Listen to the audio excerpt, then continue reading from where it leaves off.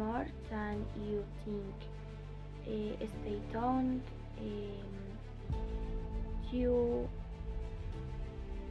find out the dark side of yeah and every moment is interesting. Many of the ChatGPT servers or artificial intelligence in general require water as a cooling medium. Since these servers are usually operated a lot, they overheat, and these servers to keep them cool and working at their best. This information became known to most people recently, as it is not a very visible aspect of AI until now. How much water do you really use? Study published in 2023 by University of California, Riverside, the University of Texas at Arlington, and Microsoft revealed one of the most interesting insights. The approximate amount of water used in this process. Approximately 500 milliliters of water are used for every 20 to 50 interactions with eyes like ChatGPT.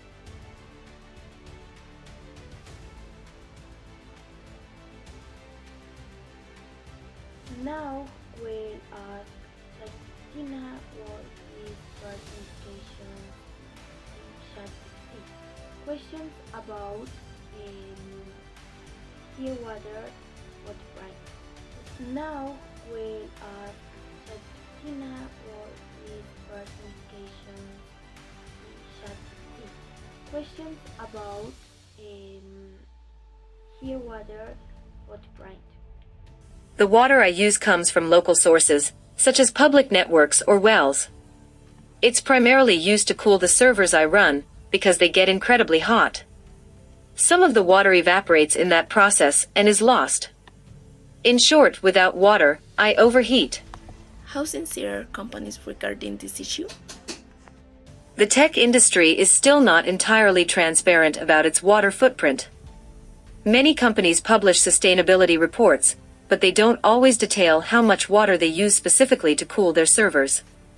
For example, in 2022 alone, Microsoft reported using more than 6 billion liters of water, but didn't clearly explain how much of it was for training AI models like mine.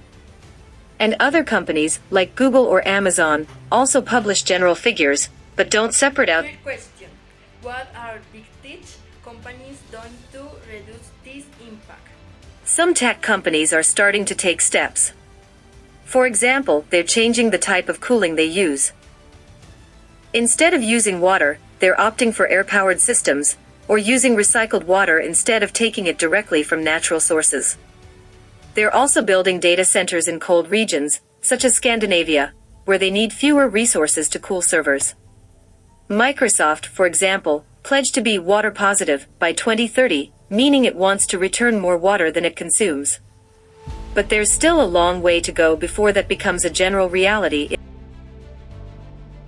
All a consumes large amounts of water to cool its servers, which is essential for its operation. At the load, it's little known issue. It's very important because AI is part of our daily life. Companies try to sustainable, but there is much to improve. We are Sara Jamaica, Sara Carpintero, and Maria Jose Mora, and we are a student in environmental development technology at Manuela Beltrán University. Thank you so much for watching this video. See you later.